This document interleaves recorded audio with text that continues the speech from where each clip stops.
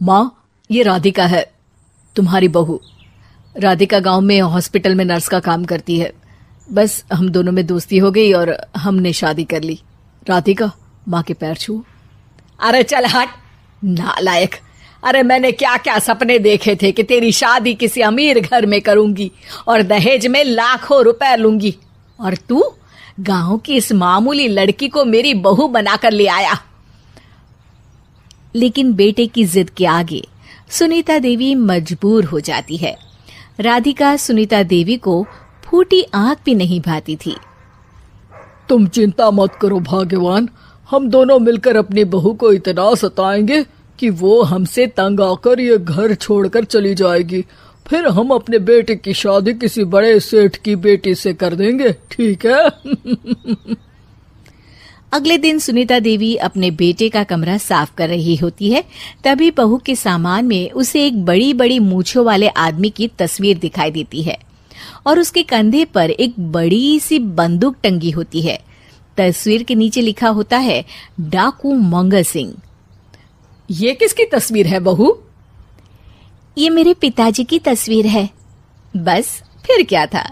ये सुनते ही सुनीता देवी के हाथ पैर कांपने लगते हैं। वो भागती हुई सीधा अपने पति के कमरे में जाती है। अरे गजब हो गया जी, गजब। अरे क्या हो गया भाग्यवान? हमारी बहू एक मशहूर डाकू मंगल सिंह की बेटी है। हे भगवान, अब क्या होगा?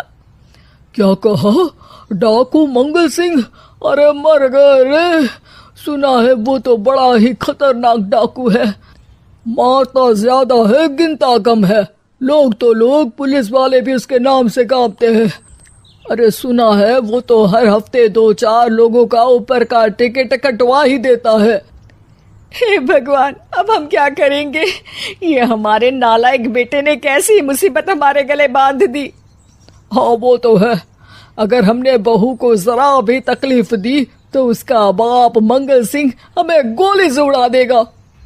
अब जो मैं कहता हूँ उसे ध्यान से सुनो। तुम बहू से बिल्कुल घर के काम मत करवाना, और ध्यान रहे उसे किसी प्रकार की तकलीफ नहीं होनी चाहिए, समझ गई ना? और ऐसा ही होता है।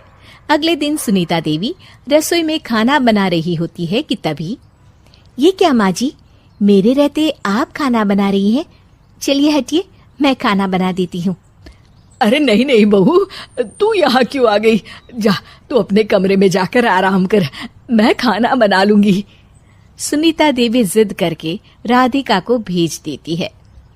फिर एक दिन, अरे फर्श पर कितनी धूल जमी है, माँ जी देखेंगी तो नाराज हो जाएंगी, मैं अभी यहाँ पोछा लगा देती हूँ। राधिका जैसे ही पोछा लगाने लगती है कि तभी उसके ससुर की नजर उस पर पड़ती है। बंसीलाल भागता हुआ वहां आता है। अरे नहीं नहीं बहू, तुम ये क्या गजब कर रही हो? बहू तो बेटी समान होती है, और हम ना अपनी बेटियों से काम नहीं करवाते। तुम आराम से बैठकर YouTube पर किड लॉजिक चैनल की सास बहू की कहानियां देखो। वो लोग ना बहुत अच्छी अच्छी कहानियां बनाते हैं। सच? आप देखते हैं? अरे मैं तो रोज देखता हूँ। शहर की बहू तो मेरी फेवरेट कहानी है। हाँ, ये कहकर बंसीलाल पोछा लगाने लगता है। इस तरह राधिका के सास ससुर सारा दिन उसकी खुशामद में लगे रहते हैं और उसे किसी महारानी की तरह रखते थे। कैसा लगा बहू? पिज्जा टेस्टी तो है ना? अच्छा, मीठे में क्या खाओगी बोलो तो? माँ जी, मुझे तो काजू कतली बहुत पसंद है, और उसके बाद 1 गिलास लस्सी मिल जाए तो मजा आ जाएगा। ये सुनते ही सुनीता देवी अपने पति को कोहनी मारते हुए कहती है, अरे सुना नहीं, बहू क्या मांग रही है? जल्दी से भागकर बाजार जाइए और सब खरीद कर ले आइए। हाँ हाँ भाग्यवान, अभी जाता हूँ। राधिका की तो 5 उंगलियां घी में थी। वो तो अपने ससुराल में मजे कर रही थी। दूसरी तरफ राधिका की सास उसके लिए कभी नई साड़ी खरीद लाती तो कभी उसके लिए नए गहने बनवा देती। फिर एक दिन डाकू मंगल सिंह अपनी बेटी राधिका से मिलने अपने आदमियों के साथ आता है। उन सबको देखते ही राधिका के सास ससुर डर के मारे कांपने लगते हैं। मर गया रे।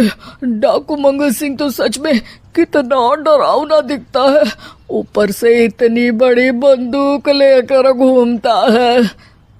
कैसे हैं समधी जी? क्या हुआ? आप इतना घबरा क्यों रहे हैं? और आपको इतना पसीना क्यों आ रहा है? आपकी तबीयत तो ठीक है ना? जी अभी तक तो ठीक है, पर लगता है बहुत जल्द खराब होने वाली है। क्या कहा आपने?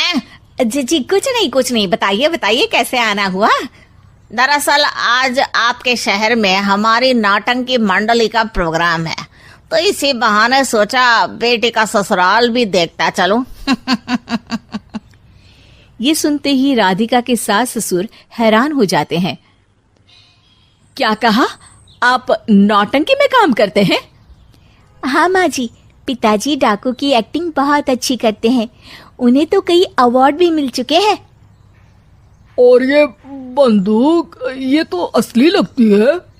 तभी राधिका के पिताजी अपनी नकली मूंछ निकालते हुए कहते हैं, इस मूंछ की तरह यह बंदूक भी नकली है। ये तो छर्रे वाली बंदूक है, इससे तो मैंने आज तक चिड़िया भी नहीं मारी। और खोदा पहाड़ निकला चूहा। इसका बाप तो मामूली नौटंकी वाला निकला, और हम इससे डर कर बहू की नौकरों की तरह सेवा कर रहे थे। आपने सही कहा जी, इसके पीछे मेरे कितने पैसे खर्च हो गए, और काम कर करके मेरी तो कमर टूट गई सो अलग। अरे बहू, तूने अपने पिताजी के बारे में हमें पहले क्यों नहीं बताया? राधिका मुस्कुराते हुए कहती है, आपने तो कभी पूछा ही नहीं ना माँ जी।